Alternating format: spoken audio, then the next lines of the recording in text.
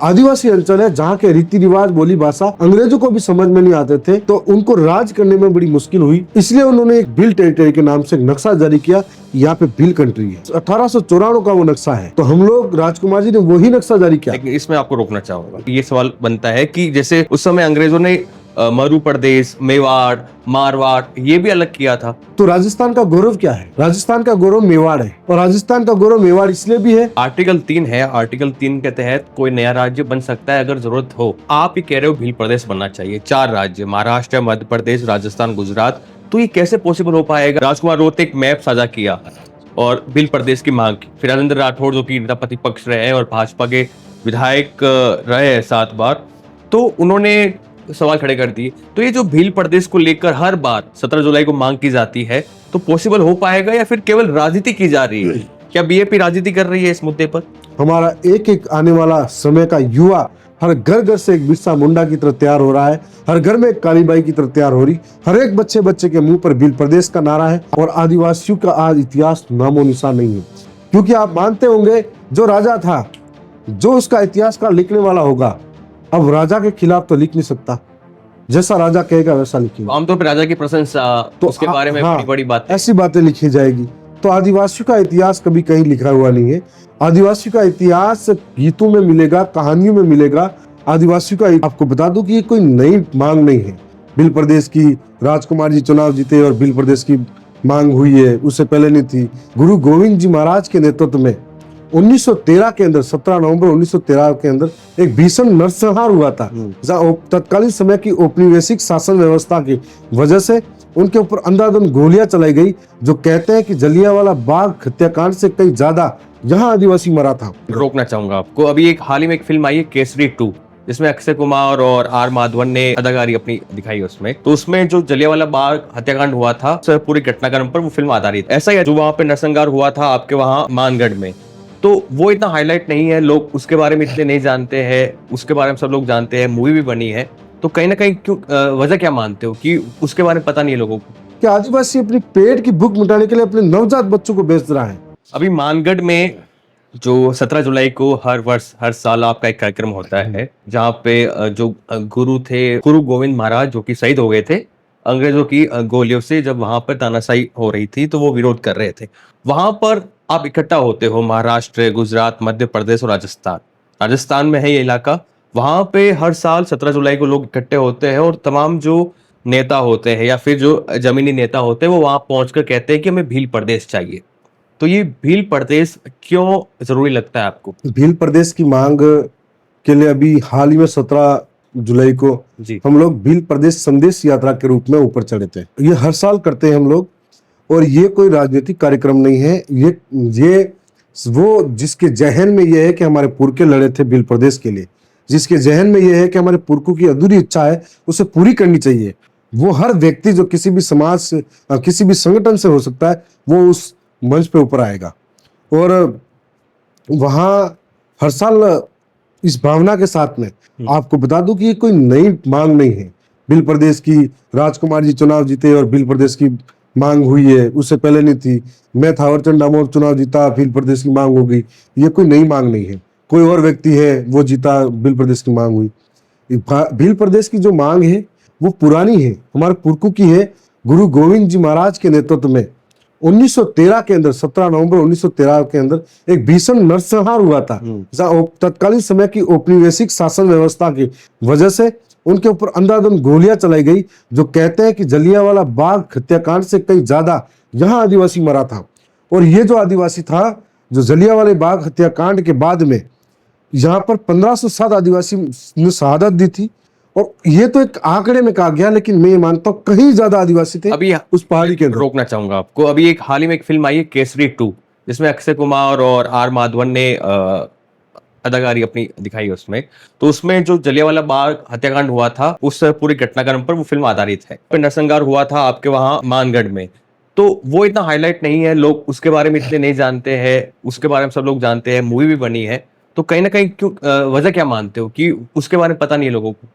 इसका जवाब मैं पहले बाद में देता हूँ। जी। पहले भील प्रदेश की बात पे जब आए थे जी। तो मैं बताना चाहूंगा कि गुरु गोविंद महाराज के नेतृत्व में औपनिवेशिक शासन व्यवस्था के अंदर राजे रजवाड़ों के समय में उनके अलग अलग नियम कानून बनवाने पे आदिवासी को मजबूर किया जाता था। उनको अलग अलग प्रथाओं में कर लगाया जाता था, उनको दिहाड़ी मजदूरी करवाई जाती थी और उनके साथ में तरह तरह के शोषण अत्याचार होते थे। जी। इसको लेकर गुरु गोविंद महाराज गांव गांव में जाकर भजन के माध्यम से उन लोगों को जागरूक करते थे। भजन के माध्यम से लोगों को इकट्ठा करते थे। कहा जाता है कि उस दौरान 2 लाख लोगों को मानगढ़ की पहाड़ी पर उन्होंने चढ़ाया था और अचानक से हमला होता है तो कई लोग मारे गए, अफरा तफरी मच जाती है। और दूसरी बात मैं यही कहना चाह रहा था कि ये मांग पुरानी नहीं है, हमारे पुरखों की है। और मांग इसलिए है कि हमारे 4 राज्यों के जो आदिवासी इलाका है, ऐसा लगता है कि उन सभी आदिवासी को अलग अलग जगह में बांट दिया है, जैसे 4 भाइयों को अलग अलग बांट दिया हो। हमारी संस्कृति एक जैसी है, हमारे रीति रिवाज एक जैसे हैं, हमारी बोली भाषा परंपरा एक जैसी है, हमारी पुरखाई व्यवस्था एक जैसी है, खान पान एक जैसा है, हमारे रीति रिवाज एक जैसे हैं, हमारे तीज त्योहार एक जैसे हैं, हमारे वहां पर पूजा विधि एक जैसी है, हमारे भौगोलिक परिस्थिति भी एक जैसी है। उसके बाद में हमको अलग अलग तरीके से बांटा गया है। आज उसलिए भील प्रदेश जरूरी है। भील प्रदेश इसलिए जरूरी है कि वहां पर नर्मदा बांध बना, वहां पर माही बांध बने, वहां कडाना बांध बने, ऐसे बांध बने जिससे आदिवासी विस्थापित हुआ। और आदिवासी विस्थापित के बाद में न सरकार ने कभी उन पर ध्यान दिया, न कभी सोचा। उस आदिवासी का दर्द को कोई समझ नहीं पाया, उस आदिवासी के जीवन को कोई समझ नहीं पाया, जो आज भी दर दर की ठोकर खा रहा है। लेकिन इतने बांध बनने के बाद में जिसने त्याग दिया, जिसने बलिदान दिया, आज भी वो सुरक्षित नहीं है। आज भी उस बांधों का फायदा उसको नहीं मिल रहा है। और आज भी सरकार विकास के नाम पर उनको रोज दबाने का काम करिए। कभी वन विभाग के अंदर उनके झोंपड़ियां गिराई जाती है, जो वनों के अंदर वन अधिनियम कानून बाद में है, उससे पहले से वनों के अंदर है। आज भी बाहरी जो उद्योगपति उनको वहां लाकर खनन करवाया जाता है। और वो जबकि 5वीं अनुसूची इलाका है, अनुसूचित क्षेत्र का इलाके के अंदर आप गैर आदिवासी को भी आप जमीन नहीं दे सकते, तो ये बाहरी कंपनी को कैसे जमीन दे सकते हो? इसका मतलब सरकारें आदिवासियों के जंगलों से उनको विस्थापित करना चाहती। वो जंगल जिसको अपना सब कुछ मानती है, जिन पहाड़ को पूछते हैं, पर्वत को पूछते हैं, नदी को पूछते हैं और उनसे ही वो अपना जीविका अर्जित करते हैं, उन पहाड़ों से विस्थापित करेंगे आदिवासी को, तो आखिर वो आदिवासी जिएगा कैसे? आज संविधान के अंदर 5वीं अनुसूची लागू हुई है। उस संविधान के अंदर 5वीं अनुसूची आज भी धरातल पे लागू नहीं हुई है। पैसा एक्ट और ग्राम सभा के कानून बने हुए हैं, आज भी गांवों में लागू नहीं हुए। आज भी अखबारों की खबर सुन के दिल दहला उठता है कि आदिवासी अपनी पेट की भूख मिटाने के लिए अपने नवजात बच्चों को बेच रहा है।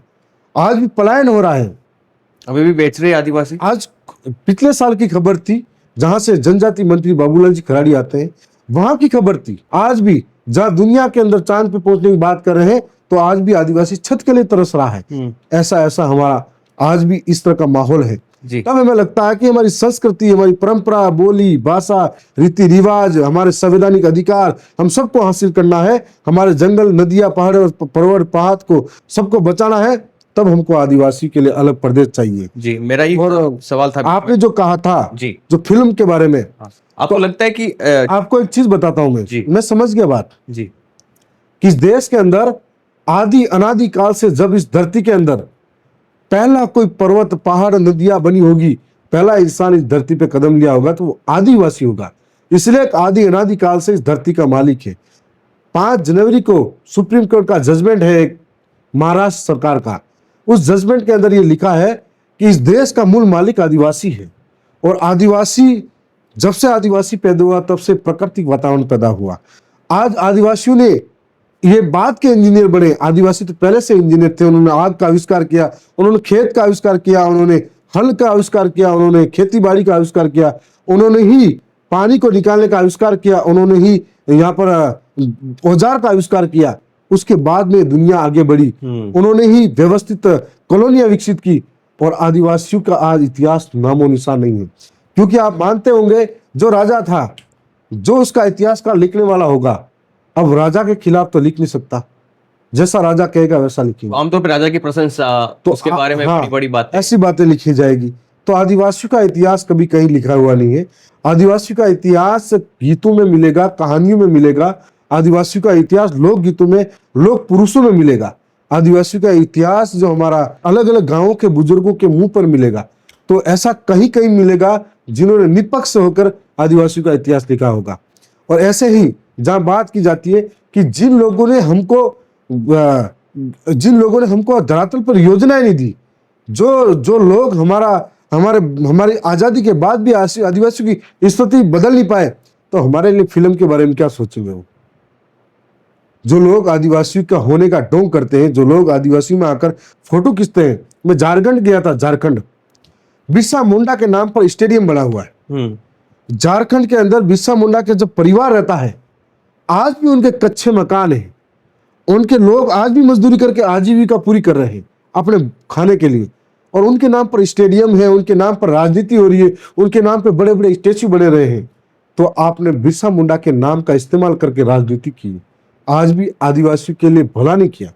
मैं कई इलाकों में गया जहां पर कई नायक देखे, आज भी उनके लिए कोई बड़ा प्रावधान नहीं किया गया। आर्टिकल 3 है, आर्टिकल 3 के तहत कोई नया राज्य बन सकता है अगर जरूरत हो। आप ही कह रहे हो भील प्रदेश बनना चाहिए, 4 राज्य महाराष्ट्र, मध्य प्रदेश, राजस्थान, गुजरात। तो ये कैसे पॉसिबल हो पाएगा कि जैसे अभी सोशल मीडिया पर, ट्विटर पर, एक्स पर जो नाम हो चुका है, राजकुमार रोहते एक मैप साझा किया और भील प्रदेश की मांग की। फिर राजेंद्र राठौड़ जो कि नेता प्रतिपक्ष रहे और भाजपा के विधायक रहे 7 बार, तो उन्होंने सवाल खड़े कर दिए। तो ये जो भील प्रदेश को लेकर हर बार 17 जुलाई को मांग की जाती है, तो पॉसिबल हो पाएगा या फिर केवल राजनीति की जा रही है? क्या बीएपी राजनीति कर रही है इस मुद्दे पर? हम जो राज्य की मांग कर रहे हैं, उस सांस्कृतिक आधार पर, बोली भाषा परंपरा रीति रिवाज के आधार पर हमारी संरक्षण हो पाए, हम आदिवासी हैं या हमारी पहचान बच पाए, इस आधार पर हम राज्य की मांग कर रहे हैं। ये मांग कोई नई नहीं है। मैंने बताया कि 1913 के अंदर जलियांवाला बाग से भी ज्यादा भीषण जो नरसंहार हुआ, और उसके बाद में राजकुमार जी ने जो नक्शा जारी किया, ये भील टेरिटरी के नाम पर है। और भील टेरिटरी जो अंग्रेजों के जमाने में कि आदिवासियों का ये जो इलाका है, जो गुजरात का इलाका है, मध्य प्रदेश का, महाराष्ट्र का और राजस्थान का इलाका है, इस इलाके को जोड़कर एक आदिवासी अंचल है जहाँ के रीति रिवाज, बोली भाषा अंग्रेजों को भी समझ में नहीं आते थे, तो उनको राज करने में बड़ी मुश्किल हुई। इसलिए उन्होंने एक टेरिटरी, भील टेरिटरी के नाम से एक नक्शा जारी किया, यहाँ पे भील कंट्री है, और 1894 का वो नक्शा है। तो हम लोग, राजकुमार जी ने वही नक्शा जारी किया। लेकिन इसमें आपको रोकना चाहूंगा, इसमें मेरा एक ये सवाल बनता है कि जैसे उस समय अंग्रेजों ने मरु प्रदेश, मेवाड़, मारवाड़ ये भी अलग किया था, तो जैसे इन फ्यूचर आप मांग कर रहे हो, लेकिन इन फ्यूचर जैसे कोई मरुस्थल नाम से कोई कर ले कि हमें मरुस्थल चाहिए, हमें हमारा इलाका अलग है, ये जैसे भौगोलिक दृष्टि से हमारा इलाका अलग रहेगा, हमें अलग चाहिए, तो फिर वैसे हो जाए, फिर ये भी तर्क राजेंद्र राठौड़ हम तो भौगोलिक परिस्थिति पे नहीं बता रहे। राठौड़ साहब एक बड़े नेता हैं और इस सदन के अंदर 7 बार रहे हुए हैं, अपने तर्क पढ़ के बोलते हैं। उन्होंने ये भी कहा कि राजस्थान के गौरव को ठेस पहुंचेगी। तो राजस्थान का गौरव क्या है? राजस्थान का गौरव मेवाड़ है, और राजस्थान का गौरव मेवाड़ इसलिए भी है कि मेवाड़ अकेला ऐसी रियासत है जिसने कभी मुगलों की अधीनता स्वीकार नहीं की, महाराणा प्रताप के नेतृत्व में लगाकर और बाद तक के शासनकर्ताओं के मध्य। भीलों ने भी संघर्ष किया। इसमें आपको मैं बताना चाहूंगा कि क्या महाराणा प्रताप का नाम राणा से महाराणा पड़ा, तो वो एक ही वजह थी कि भीलों के संघर्ष था साथ में। जब सर करते थे, दड़ लड़ते थे, तब राणा पुंजा महाराणा प्रताप कहलाए थे। और हमने आदिवासियों ने, भीलों ने कंधे से कंधा मिलाकर राजस्थान के अंदर भीलों ने हमेशा महाराणा प्रताप का साथ दिया। और मैं बता रहा हूं, उनका सगा भाई भी उनका धोखेबाज निकला जो मुगलों की ओर से लड़ा था, लेकिन भीलों ने कभी धोखा नहीं दिया। हमारे तीरों से दिल्ली के मुगल कांपते थे, हमारे तीरों से कई गर्दनें अलग हो जाती थी, हम लोग मैदान में उतरे तो कभी पीछे नहीं हटते थे। ऐसे के अंदर जब राठौड़ साहब ने ये कहा कि गौरव को ठेस पहुंचेगी, यदि भील नहीं होते तो राजस्थान का गौरव इतना शक्तिशाली, महत्वपूर्ण नहीं होता। महाराणा प्रताप और मेवाड़ रियासत अगर आज गुलमुख अधीनता स्वीकार नहीं की, इसकी वजह भील है। और अगर भील नहीं होते तब इस राजपूताना का नाम, राजस्थान का नाम मरुस्थल के नाम से जानते, तो मरुस्थल तो रेगिस्तान के नाम पर हो सकता था। आज ये कह सकते हैं कि राजस्थान के अंदर पग पग पर आज भीलों का सहयोग है। भीलों की शौर्य और पराक्रम की वजह से पग पग पर गौरवशाली इतिहास आदिवासियों की वजह से है। और मैं कहना चाहूंगा कि इस तरह के अलग अलग प्रदेशों की जो बात है, उनका तर्क क्या है वो अलग बात है, लेकिन हमारा तर्क ये है कि हमारे को 4 अलग अलग राज्यों में एक जैसी भाषा, एक जैसी संस्कृति, एक जैसी बोली, एक जैसी परंपराओं में हमें बांटा गया है। और ये मांग कोई नई मांग नहीं है, ये मांग हमारे पुरखों की मांग है। और उससे पहले भी राठौर साहब बीजेपी में है, हमारे जो टीएडी मंत्री है वर्तमान में, वो उन्होंने भी कहा कि हम इस प्रस्ताव को नहीं भेजेंगे, जो पिछले साल सदन के अंदर मैंने भी बात रखी थी जी। तो उनसे पहले हमारे इलाके के अंदर क्षेत्र के बड़े नेता थे जनजाति मंत्री नंदलाल जी मीणा साहब, वो लगातार 6 बार विधायक रहे, 7 बार वो भी रहे, और उन्होंने समर्थन किया था बिल। उन्होंने कहा कि मैं सरकार का गिरवी नहीं हूं, मैं मेरे जनता का नेता हूं और अलग सेपरेट प्रदेश चाहिए। और यही बात तत्कालीन समय के सांसद साहब ने भी कही, बीजेपी के थे वो, सोमजी ग्रासिया गुजरात के थे, ये बात उन्होंने भी कही, वो भी कई बड़े नेता थे, दिग्गज नेता थे। और आज की तारीख में ये मांग मैं नहीं, हमारा एक एक आने वाला समय का युवा हर घर घर से एक बिरसा मुंडा की तरह तैयार हो रहा है, हर घर में एक कालीबाई की तरह तैयार हो रही, हर एक बच्चे बच्चे के मुंह पर भील प्रदेश का नारा है, हर एक बच्चा महिला बुजुर्ग, हर एक व्यक्ति चाहता कि पुरखों की अधूरी इच्छा पूरी हो। और महाराष्ट्र विधानसभा के अंदर भी ये बात उठेगी। आज की तारीख में गुजरात के अंदर छेतरभाई वसावा है, जो पार्टी कोई भी हो सकती है, वो भी भील प्रदेश की बात कर रहे हैं। मध्य प्रदेश के अंदर मेरे साथी विधायक है कमलेश्वर डोडियार जी और हीरालाल जी इलाहाबाद जी विधायक हैं, वो भी कह रहे हैं, कई कांग्रेस के विधायक हैं वो भी कह रहे हैं कि आज भील प्रदेश बनना चाहिए, और भील प्रदेश बनेगा तो हमारी सुरक्षा होगी, हमारी संस्कृति बनेगी, बचेगी, हमारी मूल पहचान बचेगी। भील प्रदेश होगा तो हमारे संवैधानिक अधिकार लागू होंगे, भील प्रदेश होगा तो हमारे के डेमोस के माध्यम से विस्थापन हुआ वो रुकेगा, उनको अधिकार मिलेगा। भील प्रदेश होगा तो जो हमको समझ सके, हमारी भाषा को समझ सके, वैसे अधिकारी भी आएंगे, वैसे सरकार चलेगी, वैसे काम होंगे, वैसे 5वीं अनुसूची लागू होगी, वन जंगल बचेगा, जमीन बचेगी, हमारे लोगों पे अत्याचार कम होगा। जी, इसमें एक सवाल ये भी होता है कि जिन भील प्रदेश की मांग कर रहे हो, जिन राज्यों में ये आपका इलाका आता है, जहां पर एक जैसी आर्थिक माफ कीजिएगा भौगोलिक स्थिति, मतलब जंगल और जल जीवन, ये जो जल जंगल और जमीन जल जंगल और जमीन की बात करते हो, सब लोग रहते हैं चारों राज्यों में भाजपा की सरकार है, केंद्र में भाजपा की सरकार है, आप कह रहे हो बिरसा मुंडा तैयार हो रहे, तो क्या टकराव होने वाली स्थिति में नहीं आ जाएंगे ऐसे? आज जो 4 राज्यों से मिलाकर हम भील प्रदेश की बात करें, उनके हिस्सों में मिलाकर, तो चारों राज्यों में बीजेपी की सरकार है, केंद्र में बीजेपी की सरकार है। बीजेपी की सरकार हमेशा आदिवासियों की हितैषी बताती है और हमेशा आदिवासियों के जात में जाएगी, फोटो खींचेगी, आदिवासियों के घरों पे जाके खाना खा लेगी जी। तो असल में अगर बीजेपी वास्तव में आदिवासियों का जो हित चाहती है तो आदिवासियों को एक अलग प्रदेश दिया जाए। और आज बीजेपी अगर असल में आदिवासी हितैषी है तो 1500 करोड़ के बजट की बात करती, 1700 करोड़ के बजट की बात करती। स्पष्ट गाइडलाइन कहाँ है कि 1700 करोड़ आदिवासियों में खर्च हो रहा है? पिछली बार सदन के अंदर मैंने मुद्दा उठाया था, 623 करोड़ रुपए आदिवासी इलाके के अंदर 1500 करोड़ में से खर्च हुए, बाकी पैसा लैप्स होता है। 600 करोड़ रुपए खर्च हुए, वो भी कागजों में खर्च हुए, वहां लगे हुए सारे अधिकारी मोटे बन गए, वहां लगे अधिकारी की अगर जांच होगी अभी तो करोड़ों की संपत्तियां उनके नाम निकलेगी, वहां लगे हुए अधिकारी। और आज अखबारों में खबरें आती कीड़े मकोड़े जैसा खाना आदिवासी हॉस्टलों के अंदर मिलता है। तो ये सारी परिस्थितियां तब पैदा हो रही है जब सरकार सोई हुई है। सरकार चाहती नहीं आदिवासियों का विकास हो, वोट बैंक लेना चाहती है। आज सरकार मुद्दों को भटकाना चाहती है। इसलिए अगर वास्तव में हितैषी है सरकार हमारी, तो आज हमको सेपरेट प्रदेश दे ताकि हम लोग हमारा विकास कर सके, हमारे आप को डेवलप कर सके, हमारे ऊपर हो रहे अत्याचार, शोषण, जुल्म खत्म हो जाए, हमारे जो संवैधानिक अधिकार है जो धरातल पे लागू हो। और अगर सरकार नहीं चाहती मंशा पूरी करना, तो ये मांग के लिए हमारे पुरखे शहीद हुए, हम किसी भी जगह पर गर्दन कटाने से चुकेंगे नहीं। हमारे अधिकार जब तक नहीं मिलेंगे, लड़ेंगे, लड़ते रहेंगे। लगातार भारत आदिवासी पार्टी जो आपकी पार्टी है वो लगातार मुखर रही है इस मुद्दे पर, और लोकसभा में भी आवाज उठाते हैं राजकुमार रोत, और विधानसभा में भी आप अच्छी ऐसी अपनी जो वेशभूषा है अच्छी लगती है वो पहन के आते हो। तो आपको लग रहा है कि जो सरकार है वो मान लेगी, क्योंकि ये फिर बहुत कुछ मैनेज करना रहेगा? देखो, मैं जानता हूं कि कोई भी बात हो, कोई भी मांग हो, ऐसे पूरी नहीं होती। जब महात्मा गांधी जैसे महान संत हुए, कहीं ऐसे लोग हुए जिन्होंने देश को आजाद कराने के लिए अंग्रेजों से खूब लड़े, कई लोगों ने संघर्ष किया है, कई लोगों ने बलिदान दिया, खून दिया जी।